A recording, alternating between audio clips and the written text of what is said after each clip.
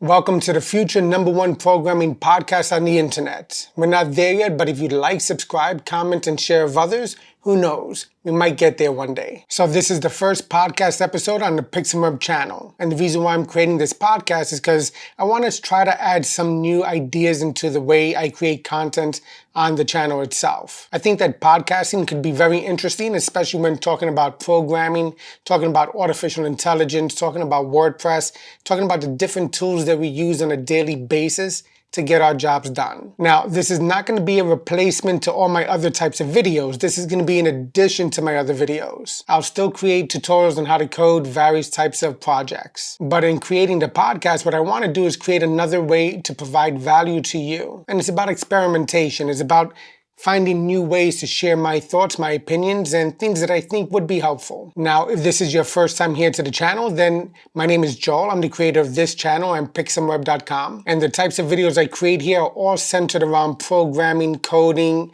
about freelancing, developing for WordPress, and giving you my thoughts and opinions and insights on different things taking place on a daily basis. I've been programming and coding for well over 10 years. I'm a completely self-taught programmer, and I've made a lot of mistakes along the way. And what I like to say is if I knew then what I know now, then who knows how far I would have gone. And that's why I create these videos, because I want to be able to help people who are either just getting started in programming, or maybe you have a few years in the game and you just want to get some further insight. Or maybe you're like me, you've been in this game for about 10 plus years. And with all the advancements in AI and all the different tools that are coming out, you're interested in getting a perspective from somebody else on what does the future look like? Will we even have jobs? Will programmers even be needed in the future? So those are the types of conversations we're going to be having on this channel and on this podcast. So I figured for the first episode, let me talk about a topic that gets everybody riled up. And that's the fact that my programming language is better than yours. That's something you hear all the time. In pretty much every single shop that you go to,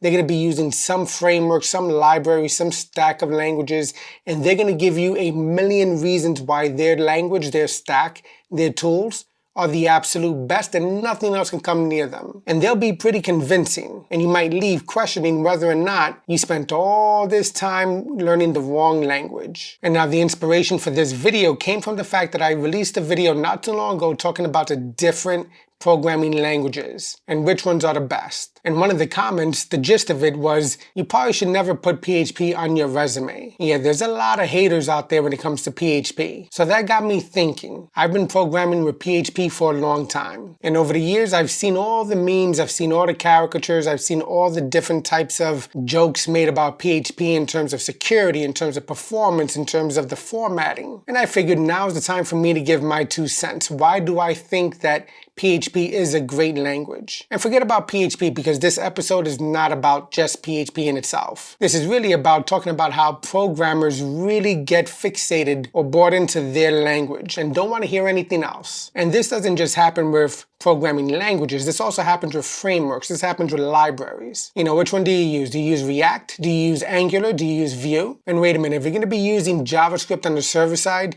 you got to use Node.js, right? Well, no, of course not. That's old school. You got to use Bun.js, or you got to use Dino. And here's an interesting fact. Did you know that the creator of Node.js left it and started another project called Dino? And the reason why he did that is that he re-envisioned how runtime environment should work. Now, does that mean that Node.js is no longer favorable? No, it just means that you have another option. And then we have the issue of the code editors and the IDEs. Back in the day, we had more of them. Thank you, Microsoft and GitHub, for getting rid of Atom. Actually, Atom was one of my favorites. But I get it. Microsoft owns GitHub. GitHub created the Atom editor, but Microsoft has VS Code. So everybody knew the writing was on the wall and that it was just a matter of time before Atom was going to be deprecated and basically abandoned. But yeah, you talk to people and they say, you know what, I use VS Code, or I use Sublime Text, or I use JetBrains products. Forget about it. I use Vim, or I use V, or I use Emacs. Or maybe I want something a little bit easier. Maybe I use Nano. You're going to find camps in all of these areas that say My editor is better than yours, or my library is better than yours, or my framework is better than yours. And the same thing can be said about computers themselves. You're going to have people who are diehard fans of Windows and people who swear by macOS as being the ultimate developer environment. And then of course you have the real developers and real programmers that say everything should be done on Linux. Yeah, so this issue of different programming languages, different IDEs, code editors, environments, stacks, frameworks, libraries, this is really fundamental to who we are as humans. We compare a lot, and then we often get biased based on the languages we learn first. And of course, what programming languages and what tools are being used in the agency or the shop that we're working in, or the projects that we're working on. But one thing you have to remember is that programming languages are just tools. They're there for us to be able to solve problems with code. And I can say with a straight face that if you're going to be doing web development, you kind of have to know PHP, just like you have to know JavaScript. They both serve a purpose, they both have a use case. And since PHP powers over 76% of the web, yeah, it's not going anywhere for a long time. So in order to really talk about this, let's talk about the history of programming languages. So back in the 1940s and 50s, we had machine languages and we had assembly language. These were basically low-level languages and code that was easily understood by the computer itself. But it was very difficult for us to actually read and understand and maintain. In the 1960s, we had the birth of more higher level languages like Fortran, COBOL, and Lisp. And now these were developed so that way we as humans can actually understand what we're coding and take our programs to higher levels. And I think I said in another video that I can't even imagine trying to develop a whole entire website in binary code. If you misplace a 0 or a 1 somewhere, yeah, it's all going to fall apart. And then in the 1970s is when we had the C language developed. And that's when we started getting into more structured programming. And then in the 80s, we started getting more languages like C++, Python, and Perl. And then we move on to the 90s, and this is known as the internet age. We had Java, we had JavaScript, and we had PHP all created in the 90s. And then from there, we start getting even more modern languages. But ultimately, you got to remember that all these languages were created for one purpose: to make it easier for us as developers, as programmers, as coders, to create solutions to problems that exist, and to do it faster. These are just tools. So there's not one language that does it all. And some people say we're actually getting there with AI, but that's a topic for another discussion. So now I'm going to take it there. I'm going to talk about PHP, and I'm doing this because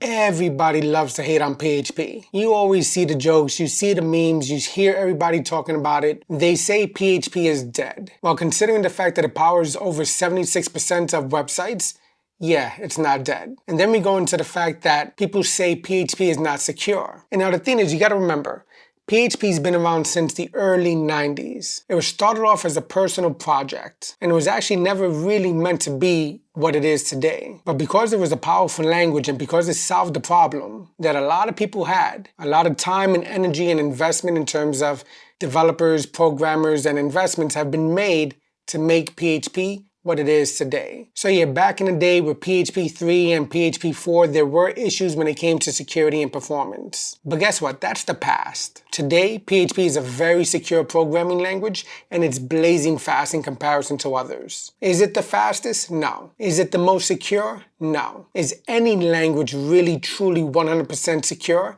And that answer is no. One thing you gotta realize, especially when it comes to performance, is the fact that the higher the level of language, the slower the performance of that language is gonna be. The fastest languages are the ones directly understood by the computer itself. These are the lower level languages. But now once you get to the higher level languages, the ones that don't need a compiler, now these languages have been abstracted, meaning there's multiple layers ahead or above the machine code itself. And that in turn has to get translated into the type of code that a computer can process. Now that being said, PHP is significantly faster than what it was before. And then back to the security aspect of it, the fact that there was security issues in the past makes people remember those days. And a lot of those old blog posts and articles are still available on the internet, and you can find them and you hear all these horror stories. So that reputation that's been developed over time has kind of stuck on PHP. But the thing you have to remember is like a thought experiment, right? There's the ship of Theseus. And what that is, it's a thought experiment talking about how if you have a ship that was originally developed, it was built from the ground up, but over time you start replacing all the different parts. Once everything's fully replaced, is it still the same ship? Is it still the ship of Theseus. And now let's talk about you and I. Even our bodies, we're not the same as we were before. Different cells in our bodies gets changed over every now and then. Our skin cells, that changes often. Our blood cells, that changes. Pretty much every single cell in the human body over some point in time completely gets replaced. Now, not every cell. Your neurons don't generally get replaced, and your cells in your eyes don't get replaced, and the cells in your heart that don't get replaced as well. But virtually every other cell in your body gets turned over. Now, why am I saying this? The reason is because PHP is very similar. It's been around for a very long time, and over that time, a lot of the code has been rewritten. Has it gone through a complete rewrite? The answer is no. But so much of it has been worked on in terms of the performance and the security of it, that today's PHP is not the same as the PHP of yesterday. And then we have the comparisons in terms of the formatting of PHP. PHP is very liberal in the sense that you could actually just use white space as you see fit. So you're going to see a lot of code styles in terms of, where your curly braces are, how you structure your arrays, how you design your code. And that gives you a lot of liberty and a lot of freedom in terms of just typing away, and kind of doesn't get in the way of your thought process when coding itself. Because you're not really thinking about formatting, you're just typing your code to see if something works. But some of the complaints that people have is the fact that it's harder to maintain and to understand if the formatting is different from one project to another. But then we also have the PHP Fig, the PHP standards in terms of how you code your PHP. And there's a bunch of different style guides that can be implemented by either yourself or by somebody else in your organization, or some of the recommendations in the PHP standards. You can follow those and implement them after the fact. One thing I like to do is when I'm coding, I don't necessarily worry about the formatting in terms of the white space. But after I'm done, I do have a style guide that's created. And I use Composer and some packages just to go through my code and to make sure it follows a specific style guide. And honestly, a lot of the code editors and IDEs nowadays, you can implement some of these style guides directly in there. But that's one of the biggest issues that people have with PHP in terms of the readability and the maintainability, because the formatting is so loose in terms of how it's implemented. And a direct comparison is always made with Python, Python being one of the most popular languages out there and one of the best languages to learn. And it's primarily what's used in universities and colleges, and they use it there because it is easy to read, it's easy to understand. The formatting is very strict in terms of how you format your code. So that means the structure of your code is going to look very similar from one project to another. Now, how you code it in terms of what design patterns you use or what different types of structures you use in your code itself, that's on you. But the formatting, that's going to be the same all across the board. And one of the other reasons why universities and colleges decided to use Python to teach is because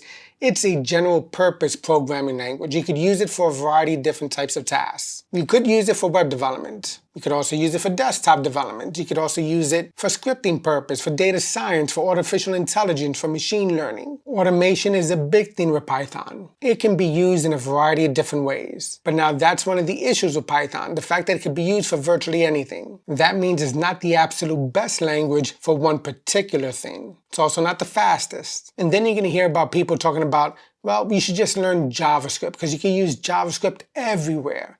JavaScript started off at around the same time as PHP, and is primarily used on the client side. But over the years, server-side application of JavaScript has been implemented, especially with Node.js. And then with libraries and frameworks and tools like React and Vue and Angular, you could pretty much just learn one language and do everything. But again, we get back to the issue of it can do almost everything. But what does it specialize in? And even in the JavaScript ecosystem, I've done a bunch of videos where I talk about the JavaScript burnout, the fact that there's so many different libraries and frameworks coming out on what seems like every single day. And the battles and the wars that take place in terms of the conversation of which library or framework you should use, yeah, those conversations can be epic. And the fact that the creator of Node.js left the project himself because he saw a lot of issues that he wanted to get away from. He wanted to start something new. And over time, he created another alternative called Dino. And it doesn't stop there. You have Bun.js is also starting to get a lot of headlines. So these are direct competitors. And you're going to have people say Node.js is the best. Or you're going to have people say Dino is much better. It's much more secure. Others are going to say that Bun is the future, and you have to learn it now. Well, guess what? These are all tools. PHP has evolved. Node.js has evolved. Yeah, they all have their issues. Every language has their issues. So that's one thing you got to keep in mind when you're hearing this conversation of what language should you learn. What I tell people is to take a look at what type of projects you want to work on. What is my area of expertise going to be? Do I want to be an app developer? Do I want to create for iOS or do I want to create for Android? If that's the case, then yes, stay away from PHP. It's not the language for you. Maybe you should learn Swift or maybe you should learn Kotlin. But now the issue there is that you have to learn both languages if you want to cater to both ecosystems. Well, that's not necessarily the case. Let's go back to JavaScript. You can use React Native. And there's other solutions out there that help you to create cross-platform compatible type of apps. A lot of them being JavaScript actually. So yeah, definitely learn JavaScript. It's definitely going to help you out in the long term. But if you want to do web development, PHP is definitely your go-to. If you want to get more into data science and artificial intelligence and machine learning, then definitely 100% choose Python.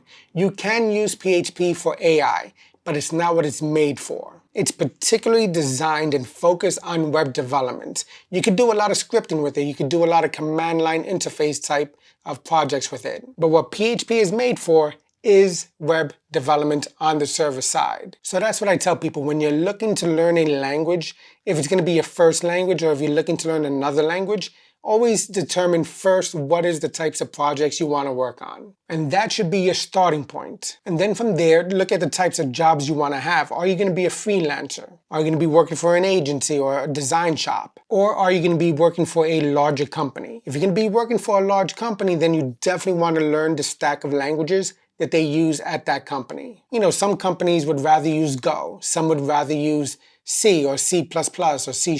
Some are now getting into using Rust. I think Rust is definitely going to be one of the most important languages moving forward. Hence why I'm making it part of my journey to learn Rust. Because I think a lot of different types of projects are going to be converted into Rust. So learning it has a lot of potential. But if you go online and you start taking a look at some of these stats, and I like stats, I like data.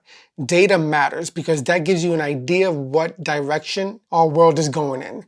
So I always reference W3Techs in terms of some of the stats they provide. And right now it shows that PHP, when it comes to websites, because again, that's what it's for, powers 76.5% of websites. The second most popular is ASP.NET. Then we have Ruby, then we have Java, then we have JavaScript. Now this is for the server side. So I want to be clear, because when it comes for the client side, guess what? JavaScript is the king. It dominates. And then we go into Python. Python just has 1.4%. So if you want to get into web development, learn PHP, especially for the server side. And then, you know, obviously there's the content management systems, and another big name in the industry that everybody loves to hate is WordPress. But the reality is WordPress powers 43.2% of the modern web, and there really is no near competitor. And then one thing I like to look at is obviously Stack Overflow. I mean, if you're a developer, obviously you go to Stack Overflow a lot. Well, that number kind of is going down because of ChatGPT and some of these other tools, but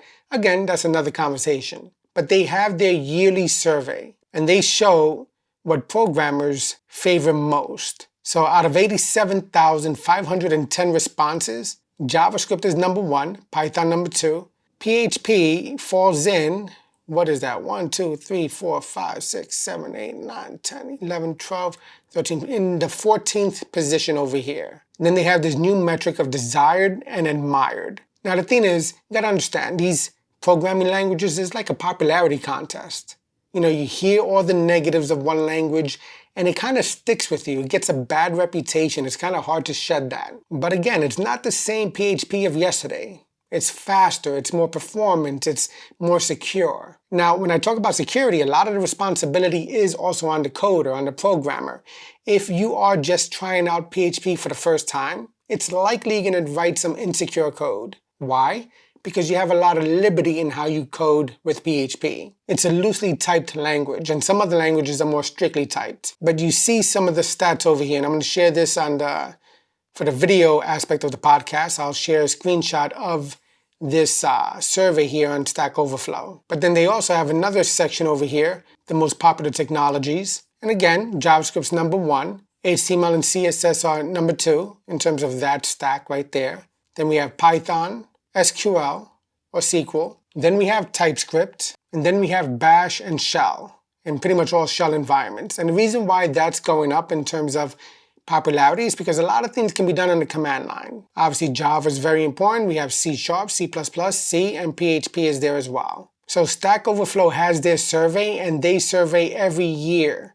And you could see the ups and downs. You could see what languages become more popular and what languages lose popularity. But then if you go to TIOB, I think that's how you pronounce it, TIOB. At least that's how I've been pronouncing it for years. I have videos that I uploaded years ago where I showed a bunch of different websites that analyze languages. Well, they have their index as well. So they release their results. And for them, Python's #1, but it has seen a change, a decline in terms of the metrics here. Then we have C, has also declined a little bit. C++ has declined, but that's #3. PHP is #7, and JavaScript is #6. And in this one, you can see PHP has risen a little. Now, there's been a lot of complaints from people talking about this index or the results generated here because they have Scratch. And Scratch is interesting. It's a very good tool to learn how programming works. I actually have my son has played around with Scratch. It's really like a drag and drop type of tool that really helps you learn the concept of coding, of programming. But that has gone up. And if you go to the top, it says C# is the programming language of the year. And some people have had issue with that. But you see here that PHP is #7, JavaScript is #6, and Python's #1. I often talk about those three, that trifecta of programming languages, because they're often used for similar purposes in terms of if you're going to do server-side development, you could use PHP. It's the #1 for that particular purpose. But you have the alternatives. You have the Node.js, you have Dino, you have Bun.js, and you have Python. And then they have another one, the Octoverse. And this has changed over the years. It used to be more specific in terms of the popularity of programming languages, but it's gone in a different direction. But they still do provide a lot of insight in terms of where developers are coming from, what tools and technologies they use. And of course, they talk about the explosive growth of AI. Yeah, GitHub is owned by Microsoft, and Microsoft did invest $10 billion into OpenAI. And Microsoft uses GPT-4 to power the GitHub Copilot. So yeah, they're going to be pushing AI a lot. And why not? I mean, it's become another one of our main tools that we use. And again, people talk about my tool is better than yours, or what I use is better than yours. Got to remember, it's all about getting the job done, and how can you get that job done as effectively and efficiently and as performant and as secure as you possibly can. I mean, I'm pretty sure there's a JavaScript master out there that only specializes in JavaScript and can run circles around me in terms of getting a particular task done that I would do in PHP. And that being said, I know there's a lot of things I could do in PHP that some people won't be able to do unless they really learn a whole subset of different types of libraries and frameworks to get it done with JavaScript. Again, these are just tools. These are just something to help us solve a problem. One of my favorite debates, and I might have mentioned it earlier, is the issue of tabs versus spaces. You have a whole community of people who say tabs are best. And then you have people who say spaces are best. Well, who's right? Guess what?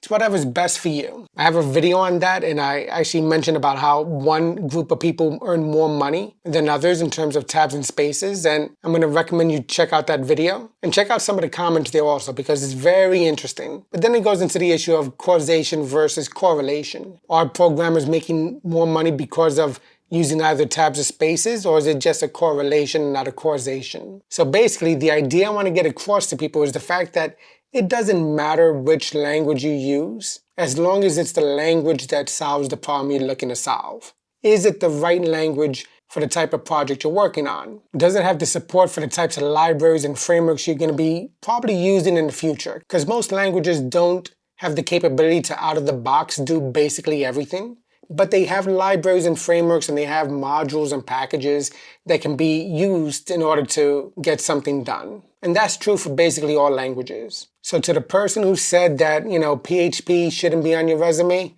if you want to do web development, then yeah, it should be. And so should JavaScript. Learn them both. It's good to be versatile. It's good to really understand how these different languages work. It helps to sharpen you as a programmer. And it's like the debate of which programming paradigm do you use? Are you a procedural programmer? Are you a functional programmer or object-oriented programmer? Again, it depends. It depends on the projects you're working on. It depends on the agency or the company you're working on. And it depends on what's more comfortable for you. But it's good to learn them all. And that's something you get with time, something you get with experience. So when it comes to programming, you're going to find the right tool for the job. Now, don't necessarily follow what the popular languages are, but instead identify the solutions you're trying to work on and who you're trying to work for. All right, so hopefully you enjoyed this podcast episode. It's the first, and I'm going to be creating more of these, and I'm going to be talking about different topics from programming, from WordPress to artificial intelligence, to different technologies that are coming on the scene on a daily basis, and basically everything in between. What I also want to do is have a conversation with you. Ask me questions. Go to my website. I have a link in the description area. There's a contact form there. If there's a particular question you want me to answer in an upcoming video, leave it there. I can't promise I'll get to all of them, but I do promise to get to as many as I can. All right, so hopefully you enjoyed this podcast. It's the first, but it's not going to be the last. There's going to be a whole lot more to come. And you know what you got to do. If you liked it, give it a thumbs up. Don't forget to subscribe, comment down below, and share with others. Thanks for watching or listening wherever you're hearing this on. And I'll catch you in the next one. Happy coding.